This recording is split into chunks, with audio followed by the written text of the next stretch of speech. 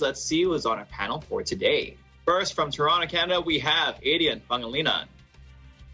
Hey, what's up, Ken? Not as many Canadians this week, but I'll represent for one more. Yeah, Toronto stand up for, they beat, who they beat tonight? The Knicks. The Knicks. Thanks to Scotty Barnes, the Rook. Next, from Las Vegas, Nevada, we have Brian Sonson. What's going on, Ken? Happy to be here. It's a beautiful Friday night. Let's keep talking up them sports. Yep, beautiful Friday night. Lakers won. It's a great day. And finally, from Santa Rosa Laguna, Philippines, Ben Bernaldez. What's up, Ken? And I'm glad to be back at the show. It's exciting to have more sports topics to discuss today.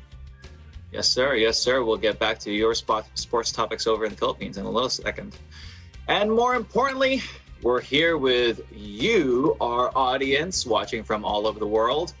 Once again, thank you so much for joining us, a group of friends who love talking about sports.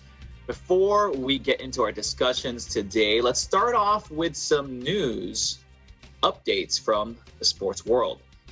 First off, our very own Joltis Horvath is with Anthony Sevilla with some updates on the British Columbia High School Football Championships.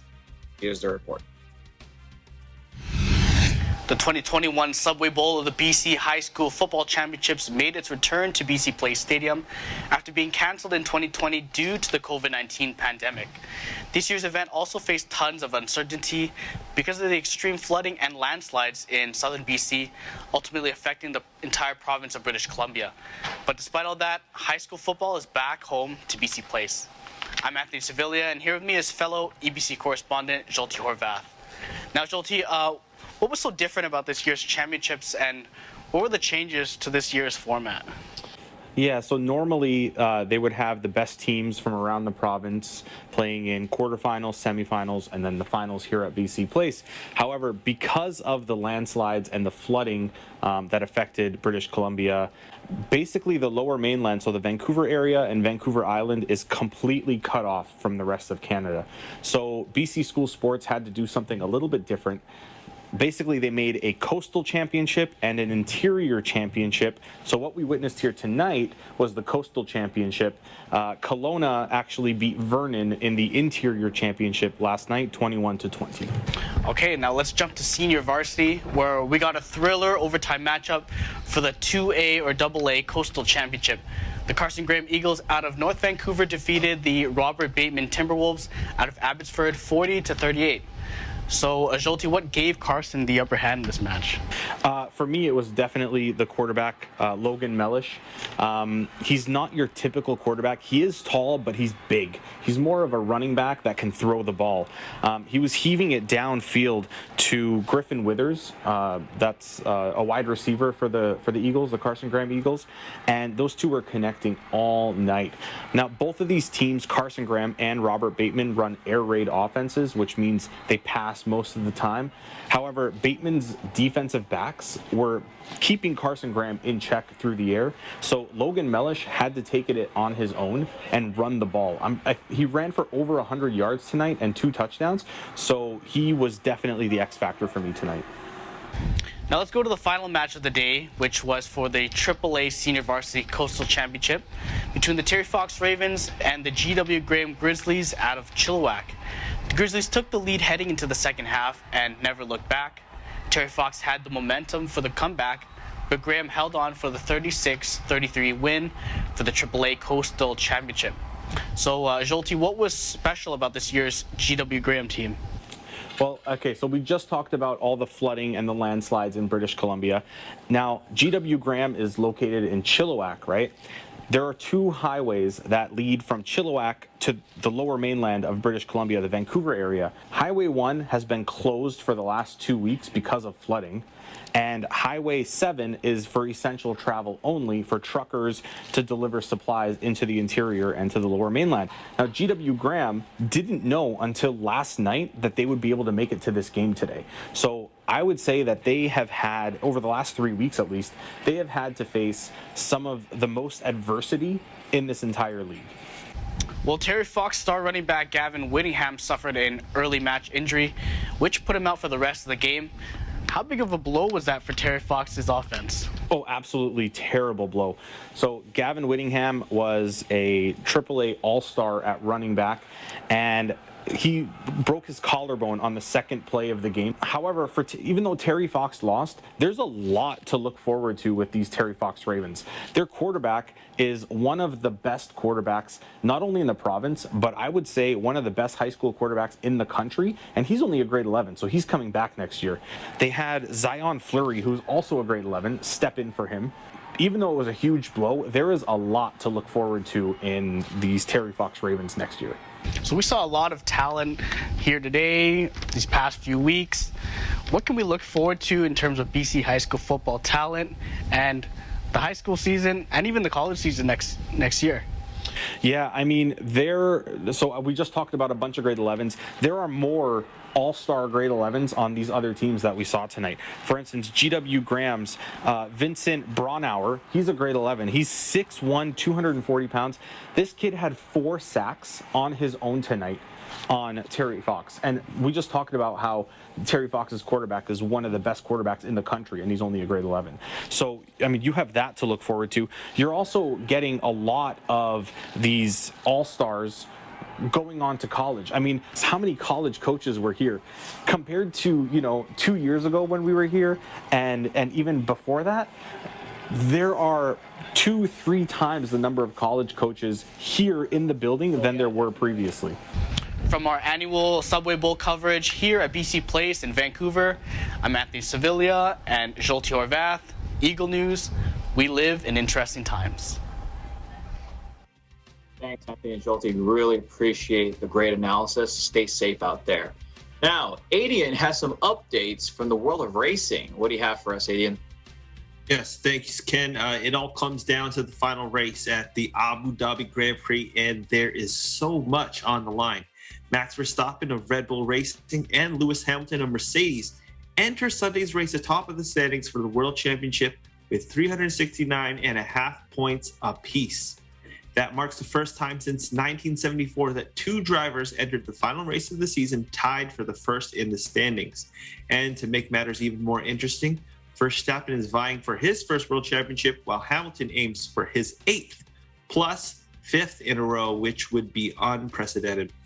Also on the line is the Constructors' Championship, in which Mercedes holds a 28-point advantage over Red Bull Racing. So needless to say, there is a lot at stake for the 2 teams. If that isn't enough, Lewis Hamilton pulled out the victory in the last race at the Saudi Arabia Grand Prix, which was complete chaos from beginning to end. The 2 drivers had collided on 2 separate occasions, yet they both managed to complete the race. This wasn't the first time they had collided this season either, as we saw them both retire earlier in Monza. It's only a few more days until we find out who stands atop this season's Drivers' Championship. Ken, back to you. Thanks, Adian. Really appreciate it, sir. Let's go to Ben for the latest in Philippine sports. Thank you, Ken. Filipino boxer John Riel Casimero is out of his mandatory WBO bantamweight title defense against his opponent Paul Butler in the Probellum Revolution card this Saturday. Casimero's name had already been stricken off the promotional materials for the fight as seen during the weigh-in. Replacing him in the main event is Joseph Agbeko of Ghana. In a statement, Probellum said the Filipino boxer had to pull out of the bout after being unable to make it to the weigh-in. The promotion also wished him a speedy recovery. Reports said that Casimero was taken to the hospital. In a Facebook post, Casimero's cutman Stephen Luna said the Filipino is suffering from a viral gastritis. And Casimero, who beat Guillermo Rigondo via split decision in August to retain his title, was seen attending the public workout hosted by Probellum at the City Walk Dubai on Thursday. Reports also suggested that Casimero has been stripped of his title, but WBO has yet to make any official announcement. And Butler fight would be in Casimero's 3rd defense of his title. Other Filipino fights in the Probellum card are Donnie Nietes and Jason Mama. In other story, EJ Obiana's legendary pole vault coach Vitaly Petrov not only clarified that he was paid his dues but also cleared any misunderstanding that it was him who approached the Philippine Athletics Track and Field Association regarding his stipend.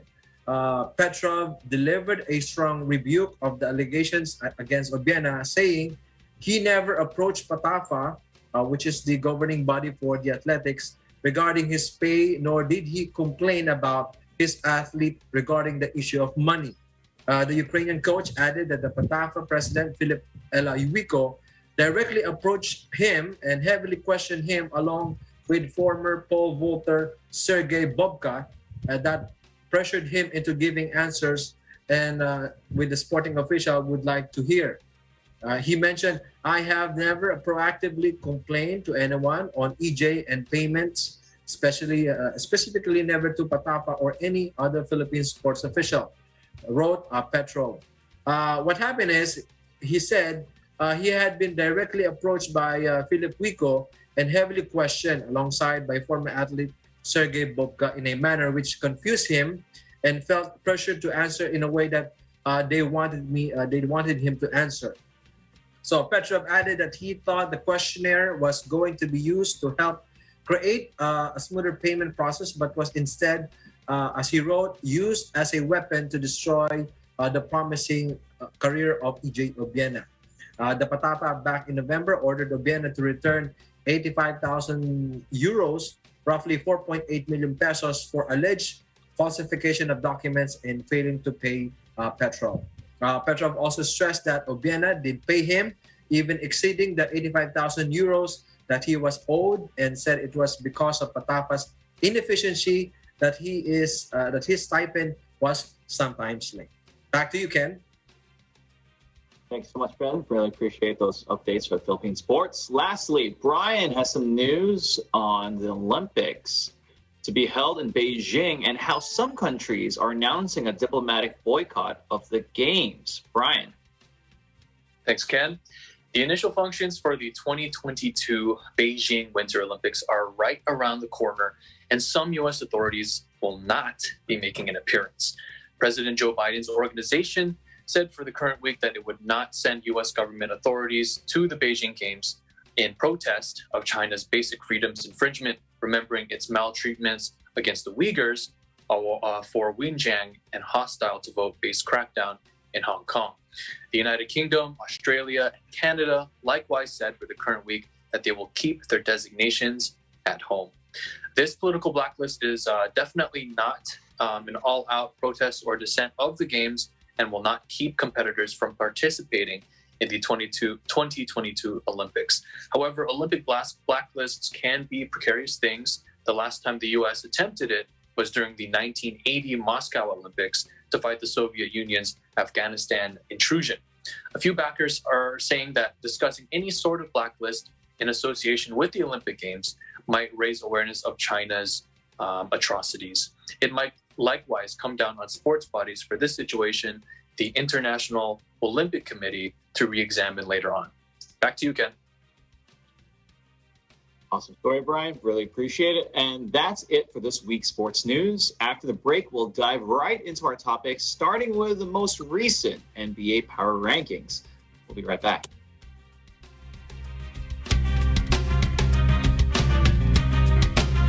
Ang paggawa ng pelikula ay isang kamanghamanghang pagkakataon para sa mga mahilig manood ng sine o ang tawag ng iba ay pinilakang tabing. But as they say, it is another thing to create a filmmaking business that makes money. Para kumita ang pelikula, you need to know about sales, distribution, the audience, and how to get your film out there.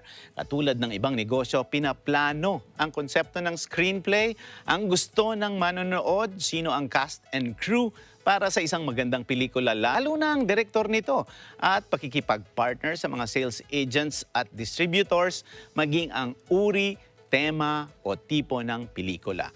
What can a person expect before embarking on the business of filmmaking or production? In this episode, we'll find out the tricks of the trade with our guest, the CEO of Kai's Ventures, Direct Eric Quizon, as we discuss directing and filmmaking as a business. Kung ang mga pelikula mo gusto mong makarating sa mga international platforms, ang pinaka-importante sa mga to, kailangan maganda ang sound, kailangan maganda ang quality. Before I criticize a movie, I try to enjoy it first. Oh, these in this episode of Open for Business.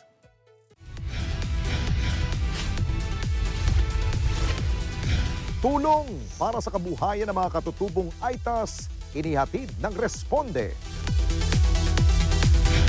Pagsagip sa mga batang rugby sa Santa Rosa, Laguna, ikinasa.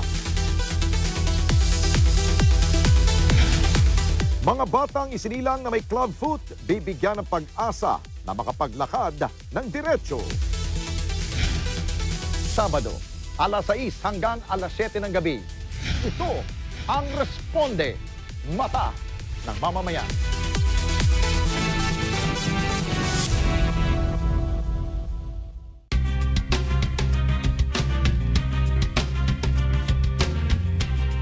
Welcome back, sports fans. This is EBC Sports International. The latest NBA rankings have just been released, and to many, it's no surprise which team tops this list.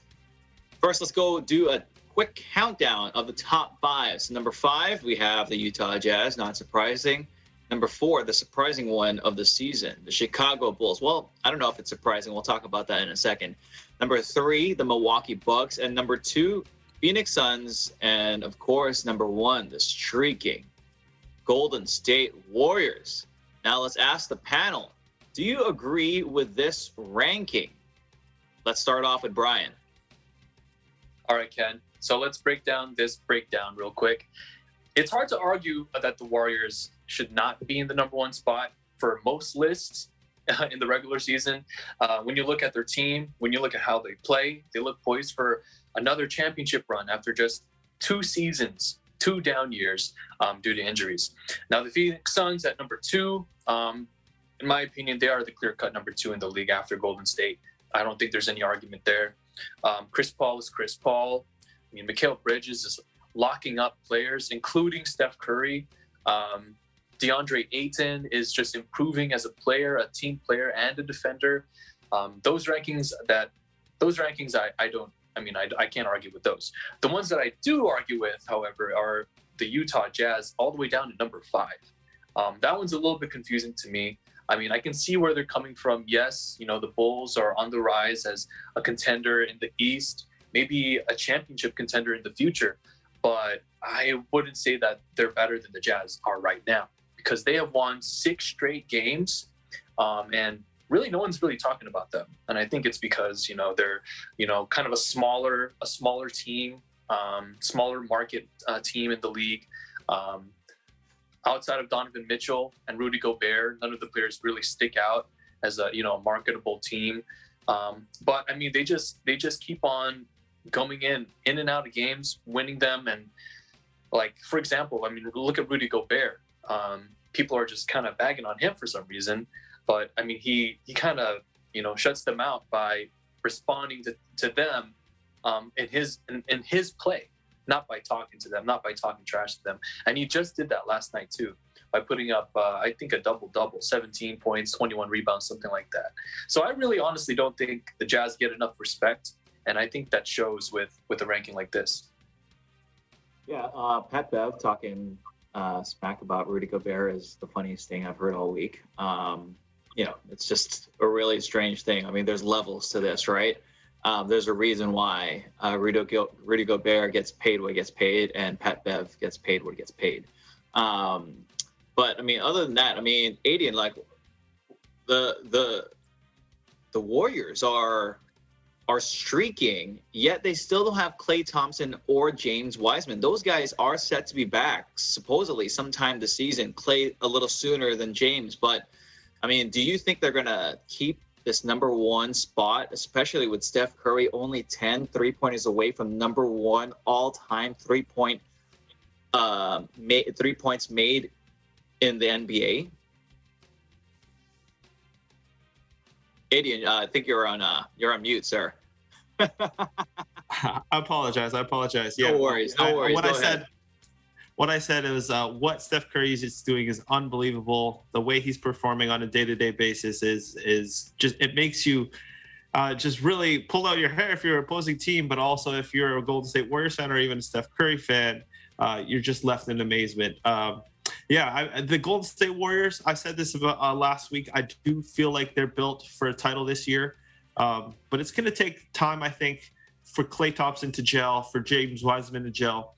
And I do think, as deep as they are, they don't have as much experience, relatively speaking. Like we know Klay, Draymond Green, Steph Curry, those are the three anchor pieces. And maybe you throw in Kevon Looney there as the guys who've been there for a long time. But guys like Andrew Wiggins, Jordan Poole, you throw in some of the rookies that might be contributing, even Bielitsa, another guy, Otto Porter Jr., those guys have only been with the team for a little less than 2 seasons. Maybe Andrew Wiggins is that guy to kind of like, to really to glue things together. But to rely on Andrew Wiggins is like, it's not a very reliable thing to do, to rely on Andrew Wiggins. I couldn't think of a great analogy. What I'm trying to say is, I'll repeat what I said last week. The Phoenix Suns, I feel, are more built for regular season success, just because of how they've won in the past and how much success they've had in the past postseason. I think that because I just feel like everybody knows their role on that team. They're very solid from top to bottom. They're well coached. I feel like they could sustain injuries, as we've seen with Devin Booker being out right now. They play solid defense. Mikal Bridges is probably going to be Defensive Player of the Year this year. And DeAndre Ayton has missed tons of games, yet they still keep rattling off wins. Now, if that were the case with the Warriors, if they were to lose either Steph Curry or Draymond Green, I feel like they could take a slide. And maybe that might reflect in the regular season record. I just think that Phoenix, at the end of the season, will have a better record. But what I will say is Golden State is more built for playoff success. That's all I really got to say about that.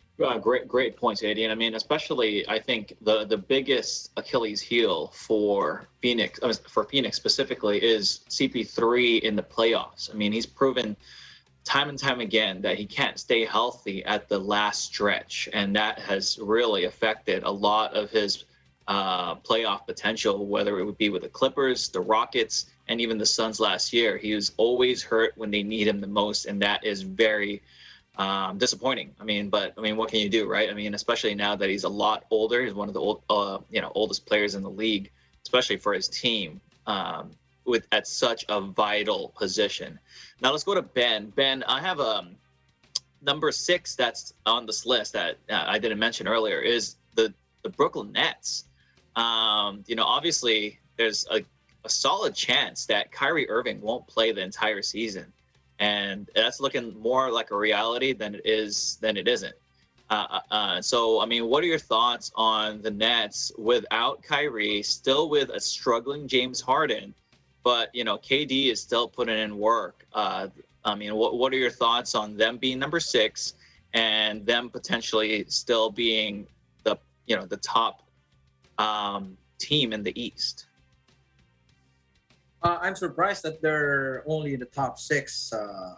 I would put him on top 5 rather than the Utah Jazz. The Nets are still a pretty strong team without Kyrie. Of course, let's not count out KD in the situation. I think he is still able to carry the team even with James Harden struggling. And we can see how KD has MVP caliber, and he is able to change the momentum of the team despite those so many issues that's happening with the team. And I think in the next coming week, probably the rankings will definitely improve. And I don't see Kyrie really playing for the Nets, and the Nets better trade him as soon as possible, so that they can focus on winning because of the situation. Really don't know what's happening with Kyrie, so it's better just to let him go and just focus on what they have right now. Definitely, they are still a strong contender. I would put the Nets on top 5 rather than the Utah Jazz, but still the number 1, number 2, the the Warriors and the Suns are playing great basketball, and my bold prediction would be definitely the Warriors going all the way to the finals. And let's see who's going to be their opponent on the finals. Actually, that's not that that's my surprising. bold prediction. Well, I mean, that's not that bold of a prediction, but what is your bold prediction for the Eastern Conference finalist? For the Eastern Conference finals, I think that's we'll probably have to choose with either. I would definitely choose with Suns going the second, and with the Bucks, they want to have to really to defend their title. So either of those two. All right, Warriors and Bucks it is. I mean, no, Adian or Brian, are any of you guys gonna take the Bulls going to the finals this year? No. Too young, too inexperienced, and they're not ready. They can't beat the Bucks. They can't beat the Nets. No. Brian, who's going to stop Giannis? I mean, who's going to stop Giannis? Who's going to stop KD? They need to have that kind of a stopper in order for them to get past. Who's going to stop them even? Well, that and the only champion, not the only, but the main championship experience you have on the team is Alex Caruso. That's great, but that's not enough. Hey guys, can I ask one quick question? Is there any word on the plant-based vaccine? Because I heard Kyrie Irving will take that. So if that's the case, he may return. Nothing I've heard from the FDA on that, but I mean, let's not rule out something crazy that might change. I mean, this has been a crazy season already. And we haven't even talked about Ben Simmons, but it's a crazy season where a lot of the stars are just all over the place. But speaking of stars, oh my goodness, let's talk about the second NBA topic. So, the New Orleans Pelicans also on the waiting game when it comes to getting their star on the court. Zion Williamson, obviously the team's like superstar top draft pick from a couple years ago. We've all seen these pictures. We've seen him warming up, doing the sideline liners extremely slow a couple months ago, and recently there's been accusations that he has blown up to 330 pounds, or for those in kilograms, 149 kilos. Let's ask our panel, what are your thoughts about Zion now and his future? Let's go with Ben. For short term, if it comes back, definitely he can make an impact. But if he is fully healthy, and he has the weight problem has been his issue ever since he was drafted during 2019. Even he played with the Duke University, and that has been his issue with his weight, and because of that, more injuries since he came to the league. And there have been some good and great NBA players in the past who have had their careers shortened for the same reason. I wonder if Zion will be one of them, a one-and-done player, if he doesn't really do something about his body. And with the progression of all the young players in the league, I think it's nearly impossible for Zion to be, the face of the Pelicans. With his classmate like Morant, I definitely he who had been the number one pick rather than Zion during the 2019 draft. And I don't think it will change if he doesn't make a change with his body. And he needs to have a personal dietitian, a trainer, to really work on his weight. If he doesn't do that, I think it's going to be too late for him. Yeah, I mean, speaking of which, supposedly his dietitian, nutritionist, before getting, I think he just got one recently, but before that was his mother, and I can only imagine what kind of food she was. I mean, that and he's in New Orleans, right? So they have the best gumbo in the earth. So I mean. Adian, you have the misfortune of drafting Zion onto your fantasy team. You had to bring that up.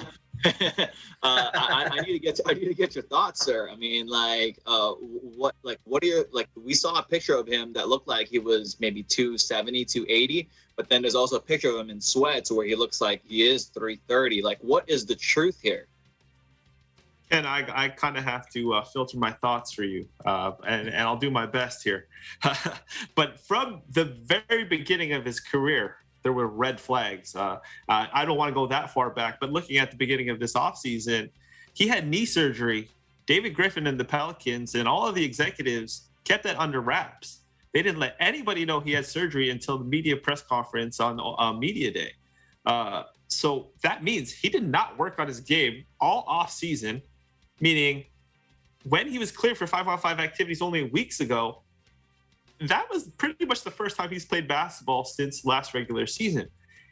And then we find out 5 days after that, he tweaks his foot, and it's nothing serious. But I mean, he's already missed more games than he's played. I saw a stat: he's missed 86 games, and he's only appeared in 85. There's tons of red flags. Also, like you said, it doesn't help that he's in New Orleans. It doesn't help that his mom is his dietitian. There's a lot to be concerned about. There's tons of red flags. Will he be an all-time great? Not the way it's progressing right now. And New Orleans just seems like they have this curse going on. It's tough. It's very unfortunate. Brian, before the break, let's get your quick thoughts. Yeah, no, I just wanted to say, I mean, like what Adian said, it's been months since he stepped out on the court. I mean, some New Orleans sports fans are joking that he's playing the wrong sport and he should play for the Saints because they could use some help. And to put it simply, honestly, he could really only make a positive impact, because right now he's going to make a negative impact on the court immediately, just from the way he moves, just how slow and out of shape he's going to be. And, especially with his knock knees, I mean, I'm hoping that we don't see the end of his career, because he has so much potential. He has all the physical tools in the world, but I really hope it doesn't end, from an unhealthy diet. That would be the worst way to end his career. Agreed. And it's tough. He looks like Sean Kemp at the end of his career. And even when he was in Duke, he was waddling like a penguin. So, I mean, the signs were there, as you guys mentioned, the flags were there. But, I mean, he is an all-time generational talent. And for that, we only wish the best for him. Hopefully he can recover. Thanks for the takes, everybody. We're going to talk NFL right after the break. Don't go anywhere. EBC Sports International. We'll return in a moment.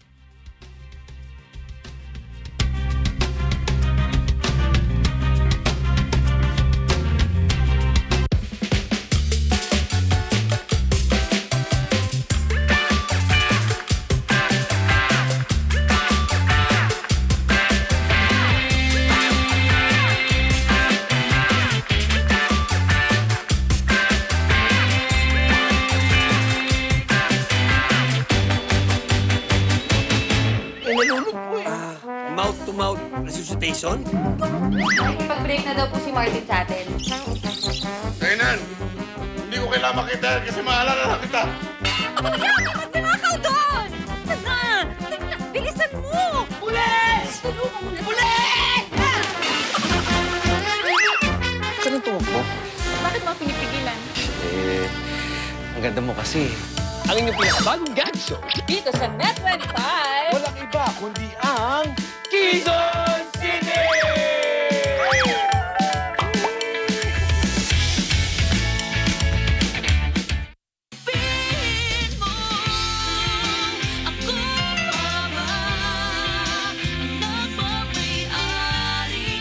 Hello! We are Midsummer! Please catch us on Letters and Music on air and online this coming Sunday, December 12, 1 to 2 p.m.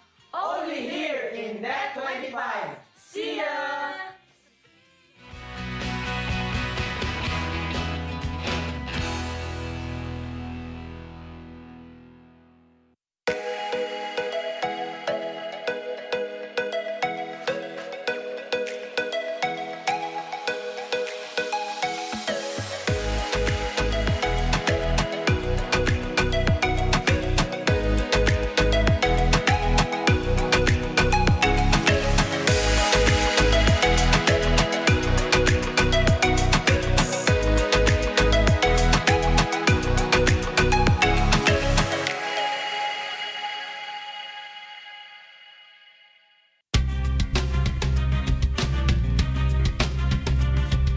Welcome back, everyone. This is EBC Sports International. I'm your host, Ken Cruz, here in Washington, D.C.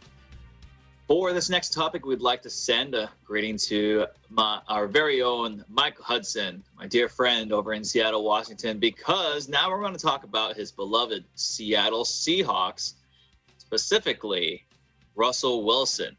Now, rumors are out there of a potential move to another NFL team.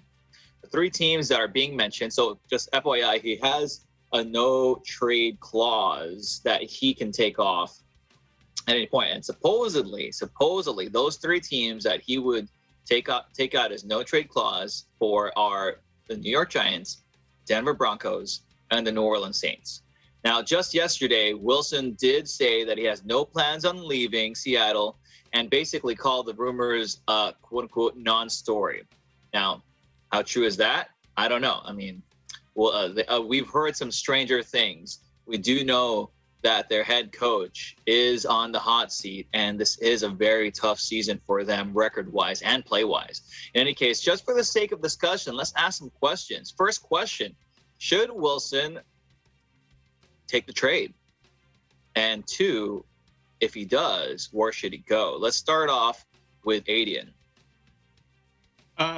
It seemed like there were rumors, even in the offseason, right? There were four teams that he was being targeted to. And now, with this whole list of three teams, the only team that remains is the New Orleans Saints. I think he's an interesting fit on all three of those teams, and I'll tell you why. On the Broncos, that might actually be nice because he's got a lot of talent on the offense, and they're pretty loaded on defense aside from trading their best player away just now. But that actually means they have a little more draft capital moving forward. With the Giants, a similar situation to the Seahawks. They got a lot of talent, but all they really need is a QB. So Russell Wilson could step right in and fill that role. But I think the best fit will be with the New Orleans Saints, just because of the amount of success they've had over the past few years. It seems to me like he would be a great successor to Drew Brees. Jameis Winston, obviously, he had the tragic injury earlier this season. I feel like Russell Wilson will be all that Jameis Winston is and way more, potentially an MVP candidate again, if assuming he can get healthy as quickly as possible. But yeah, I do like that fit in New Orleans the best. Good analysis there. Now, Brian, Russell's 33. He's not a young guy, but I mean, so Tom Brady's 44, right? So, I mean, we're talking, but at the same time, Russell Wilson's a mobile quarterback. Yes, he can throw, and yes, he does have good accuracy, but I mean, his numbers haven't been stellar coming back from the injury. I mean, what do you think? Does he have enough left in the tank, and what are your choices? What's your choice for best team should he accept the trade? Should he take out his trade clause?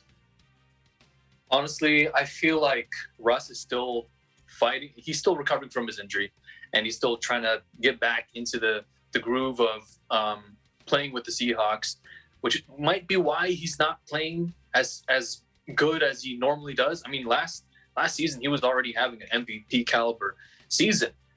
We were just 1 year removed from that. But right now, I feel like he just can't really play up to his level right now, especially with the record that they have, with the personnel that they have. I feel like they need to make some big moves. So it's really up to the front office. It's the pressure is on them, in my opinion, for them to start making some changes, possibly to their O-line, so that Russell doesn't have to just scramble every play and risk him getting injured again and losing his legs in the process, or putting some changes into the defense as well, because I mean their defense is one of the worst in the league. We're about 5 or 6 years removed from the Legion of Boom. We need to move on from that and finally make some moves on that end. But honestly, if he were to choose a team and activate his no trade clause, I agree with Adian. I mean, out of those three teams, that's the obvious choice. The New Orleans Saints, they're the most established team. They have everything on paper that Russell Wilson needs that the Seahawks currently don't. Outside of the offense that the Saints have, because the Seahawks, they at least have a wide receiver duo. The Saints have, an O-line They have a very good defense.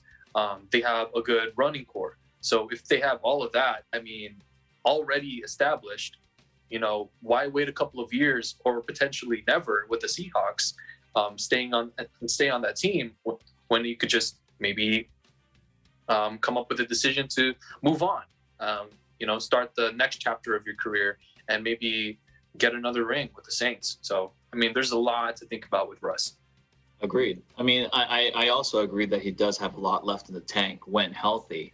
Now, Ben, what are your thoughts on this? Should we let Russ cook somewhere else, or should he stay as a Seattle Seahawk?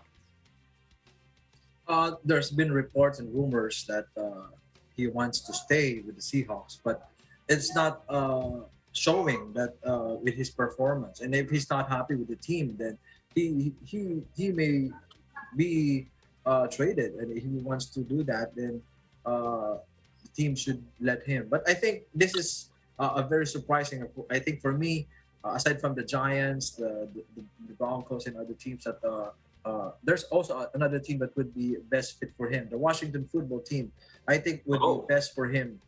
Wow. For me personally, with the foundational pieces on both sides of the ball and defense built to win now, I think he's a better fit for that team. And trading for a proven commodity should be the first course of direction to address the QB position in 2022 for the Washington team. Yes, Wilson is 33 years old. He's not yet peaking. I think he's not yet done. He's getting better with age. Over the last 5 seasons, he amassed 52-27-1 record, while completing 65.3% of his passes for the 249.6 yards per game and 161 touchdowns. So the most in the league during that stretch, and just 47 interceptions. So I think he still has a lot of stuff to prove, and I think he can still become a better player as well for another team. And for the Washington fans, I think he is the best fit for their team. If it does happen, they need to pursue him if they want him. And I think for his position right now and with what is going on, I think a better environment would be better for him to have another more years, productive years in his career.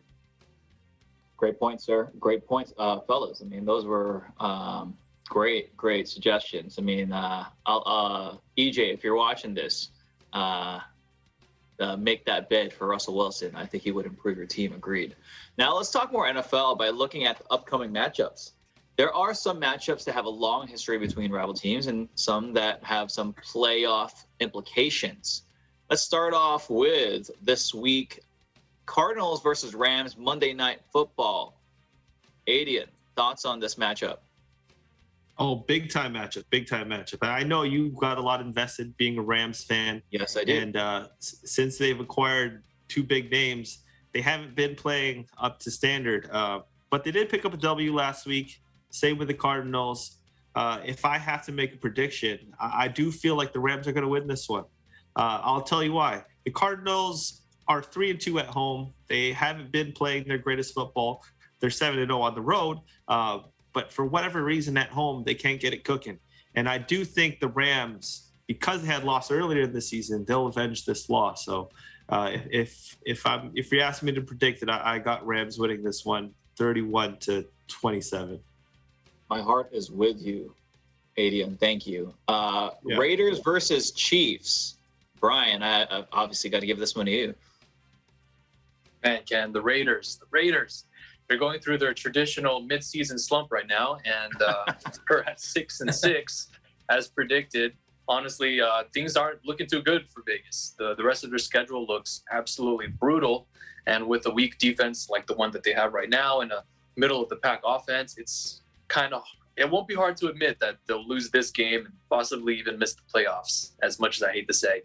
I mean, I believe the Chiefs are on their way to another Super Bowl run. They are proving again that they are the team to beat in the AFC. I mean, they're back. Their defense is no longer the worst of all time. Chris Jones is finally back. And honestly, I feel like this is going to be an easy win for the Chiefs, especially at home. It's going to be 31-27. 20. Do you think, real quick, do you think Patrick Mahomes, his mental game is back on track? I think so. Yeah, I feel like he was kind of beside himself in a way that he was second guessing his throws, and also like his throws that usually turn like a 100% completion to either Tyreek or Kelsey or whoever receiver. It's just like off by like an inch or a millisecond, or it gets dropped. So I feel like he's finally back in that groove, and I'm happy to see it. I'm happy to see this chaos that is Patrick Mahomes. The league is better when Mahomes is cooking. Last game of the week, Ben, Bills versus Buccaneers. Your Buccaneers. That's right, Ken. This is a preview of what could be another Super Bowl matchup.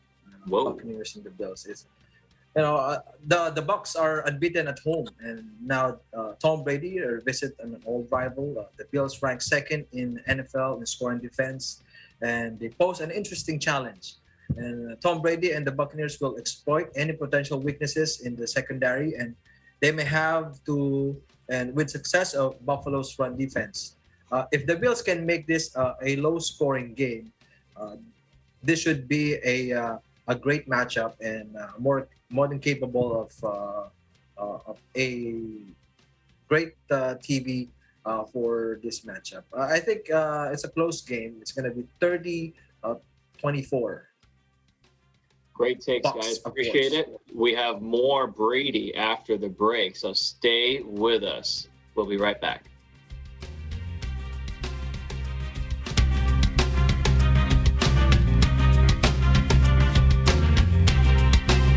Ready na ba kayo sa mga tanong namin na nakakaaliw at nakakabaliw? Let's take a look at our target gamers for tonight. Mike Cabasco, a.k.a. Mawili Taylor, Herwin Santos, a.k.a. Apple D.A., Christopher Samson, a.k.a. Kuko Martin, Michael Angelo Lasak, a.k.a. Mr. B. Hall. Sino ang nakasama ni Mel Gibson sa isang Oscar-winning movie na The Year of Living Dangerously? Mr. Bigton!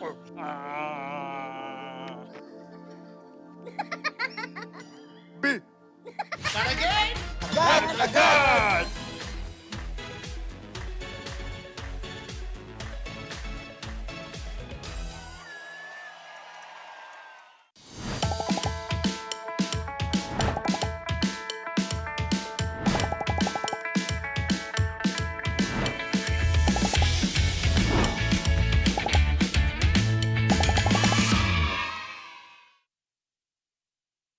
Samahan ang paborito nating barkada sa umaga.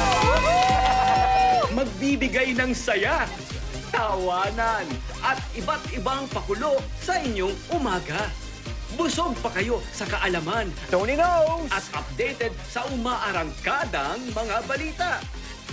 Matutong kumita, magluto, mayroon ding sayawan at kantahan. What? I am a good girl. Ang programa na nagbibigay inspirasyon sa bawat kada all over the world. Here in Net25, we are your fans. Lunes hanggang Biyernes, alas 6 hanggang alas 8 ng umaga. Dito lang sa Net25. At home kayo rito.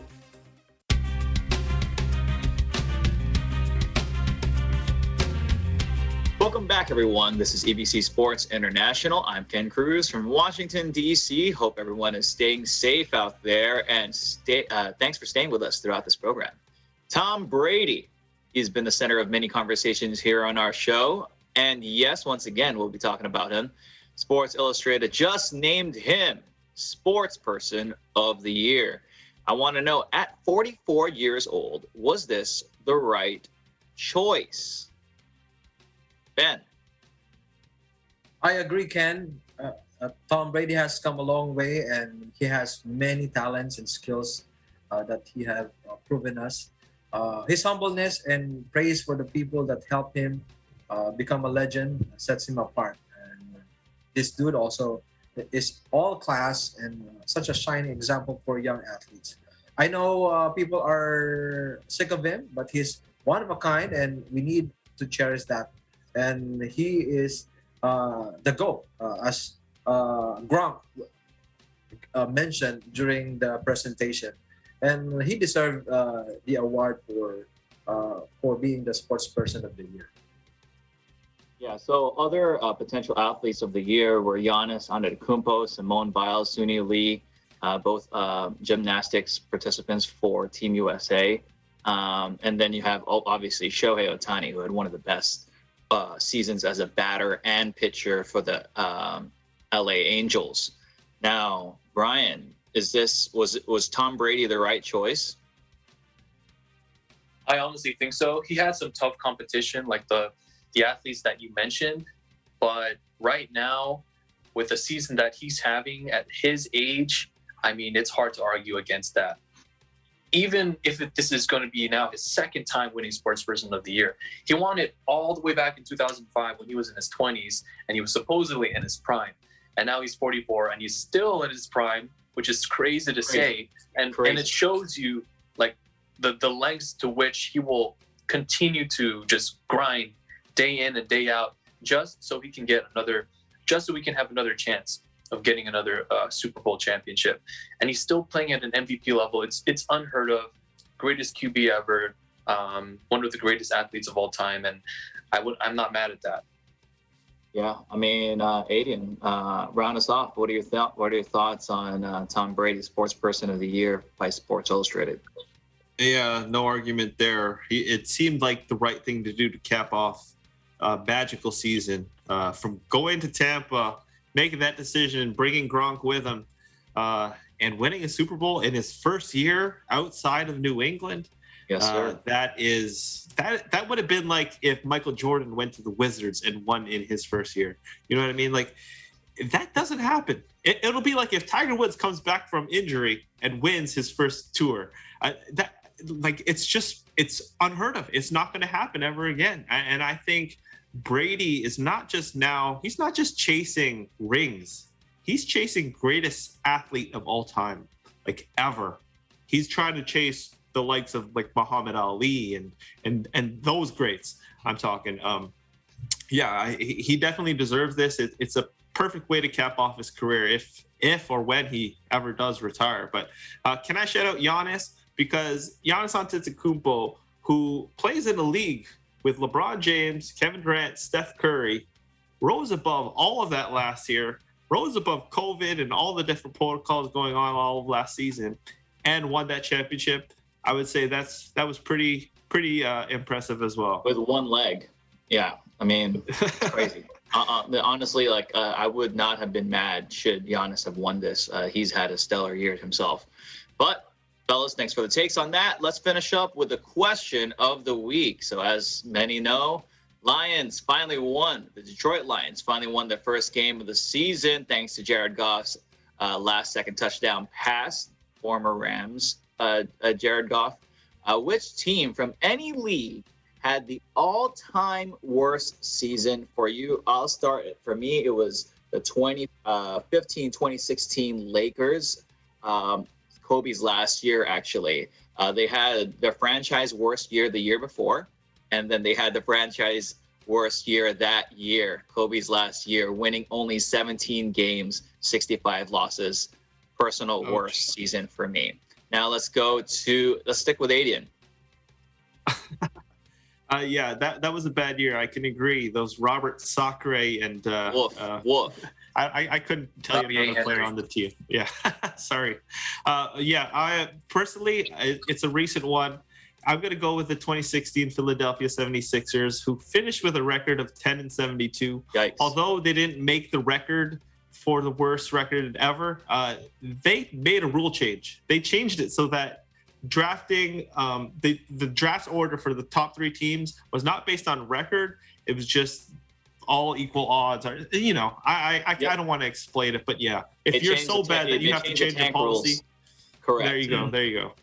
Yeah, that is what's it called? I forgot what was the 76ers the process. Trust the process. Yep, and it ended up working, except they haven't won yet. Let's go to Brian. I'm gonna turn a different sport now onto the NFL with the 2017 0-16 Cleveland Browns. They became the first franchise in NFL history to have multiple consecutive losing seasons. I mean, that is like all-time worse, like all-time bad. Like they had I think 28 games following their previous season without a win, and that is another record. Like, these are the records you don't want to have. So I want to give it to them. 0-16 Cleveland Browns. Russell Wilson on this team's Browns would be actually very good. Now let's finish off with Ben. I would go with the 2011-2012 Charlotte Bobcats. 759 records. I think it's the worst in NBA. You remember the Bobcats didn't have much talent to begin with. Not after owner Michael Jordan signed off on trades of Tyson Chandler and Gerald Wallace in recent years, but injuries to Corey Maggette and DJ Augustin left Charlotte's lineup really in a bad position. Like the rookies, Kemba Walker and Bismack Biyombo, they were really forced to do a major roles and carry the team. But this was the worst record in the NBA, in the 759, and also the worst record for Michael Jordan as well.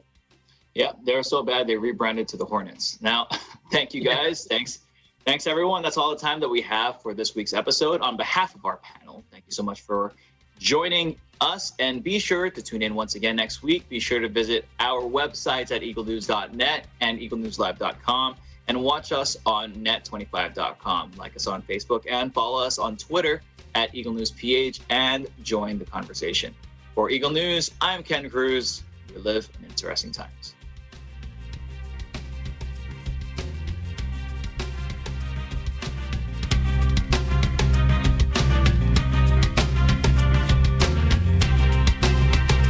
Napapansin ba ninyo lumiliwanag ang mundo pag magkasama tayo?